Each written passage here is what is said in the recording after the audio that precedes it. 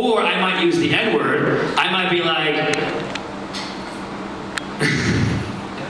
that's a joke I'm still not comfortable yet doing. Why did you bring a non-alcoholic beer to my show? Or I might use the F word. You guys use a lot. My mom uses this one. Fuck. Yeah, sure. As in, who the fuck drove home last night? That's what you fucking get for passing out first in a house full of that's markers there. That's actually pretty creative for drunk people. And why the fuck does Steve McKenna think that doing, first of all, stage dives aren't cool anymore. Bet, remember that? And shirtless, sweaty stage dives are certainly not cool. And then, Dan, remember the mustache thing? They're not cool either, buddy. Sorry, memo. All right, shots. Shots are basically the quickest way to an apology, right? I mean, you don't drink shots because you appreciate alcohol. Shots because you don't have time to sip it. You're trying to, just get there. Let's say it with me. Shots. Shots. When your date just isn't good looking enough. When she's a 2 and you want her to be like a 7. It's on a sliding scale of like 1. Do you know this? 1 to 10? Okay. Say it with me. Shots. When you're hoping for some backdoor action, but she didn't have no, that's not. Do you know what that means? Because is that something you do, Kristen?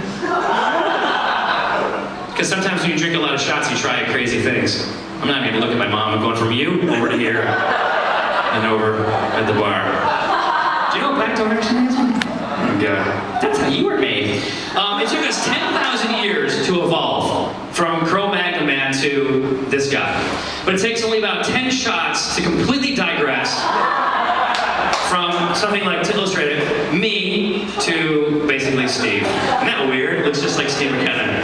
You went to college with him, you know. Which beer's mine?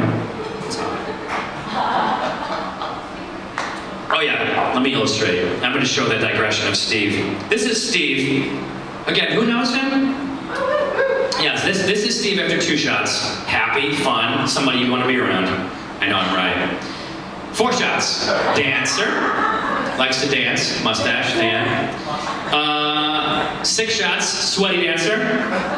These are all true. 8 shots. And several cheeseburgers later. I don't know where that came from. He's pregnant. And then 10 shots. Ends up on the ground.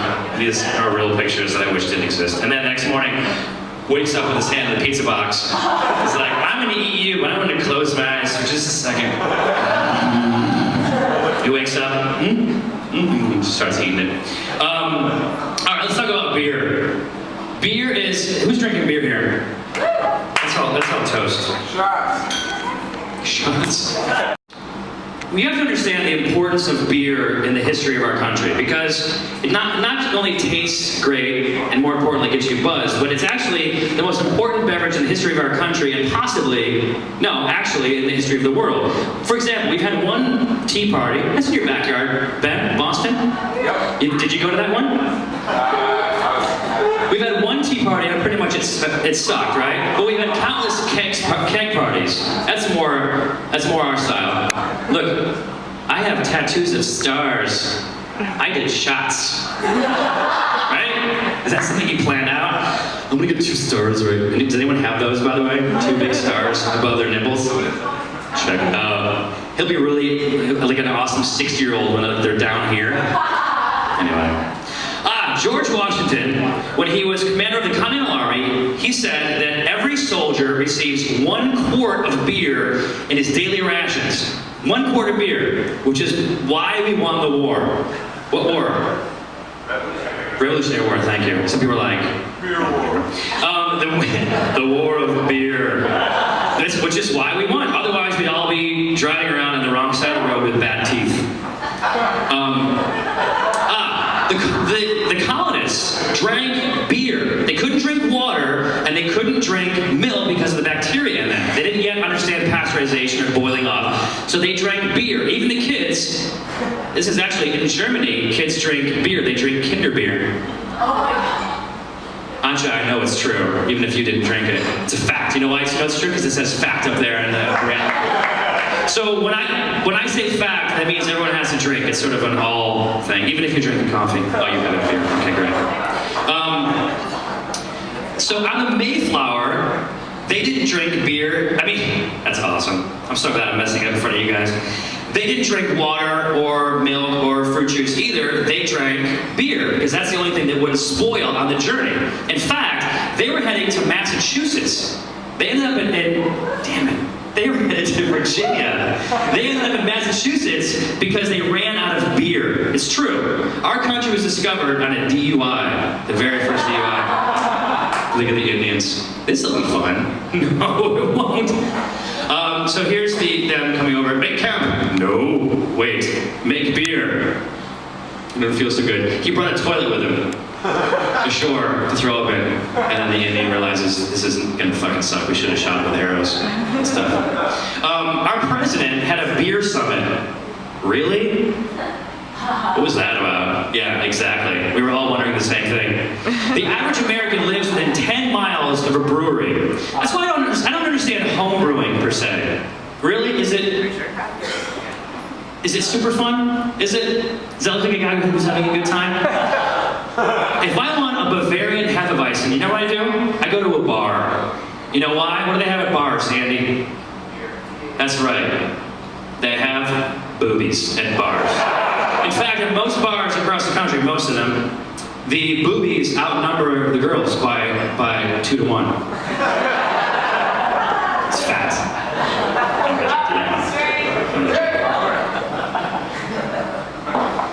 My mom is so proud.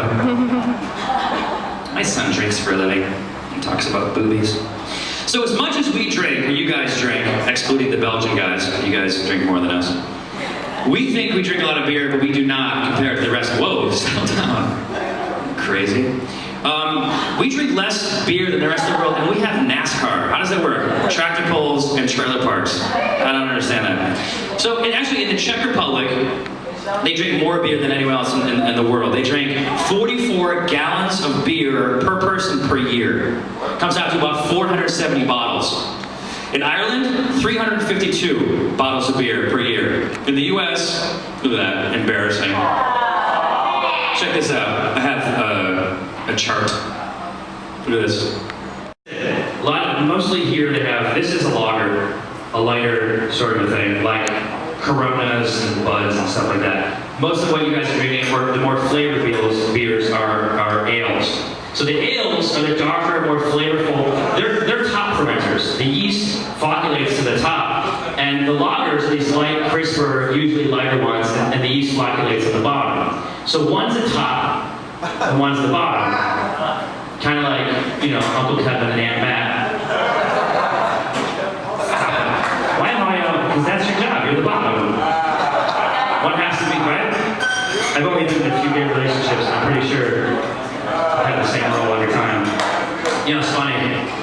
When I was younger, my dad walked in while I was, Mom, go to the bathroom. My dad walked in while I was flocculating. Has that ever happened to you guys? And he walked in, he's like, Zane, what are you doing? You can go blind from doing that. And I was like, Dad, I'm over here. Oh, sorry. Because he also did it. He also did it. And then I was making, all right, beer facts, what do we have? Ah, yes. All right, so here's how you change the flavors of the beer. You can add, oh, that was my mom. My dad didn't really catch me doing that. So when you roast the barley and add different hops, you can change the characteristics of the beer. They can taste burnt, more coffee, more chocolate, the more dark you roast, kind of like coffee, right? And incidentally, the most popular dark roasted ale is also the most popular beer in the world, and that is Guinness, which is good for you. And in Ireland, this is a fact, when you give blood, they give you pints of Guinness to regain your vitamins back. When you give birth, how does that all work out? We busted it on her, and someone else threw a little pink baby down there. They give you Guinness after you give birth. That's a good deal. No epidural, but Guinness. Thanks. And then when you die, they drink Guinness.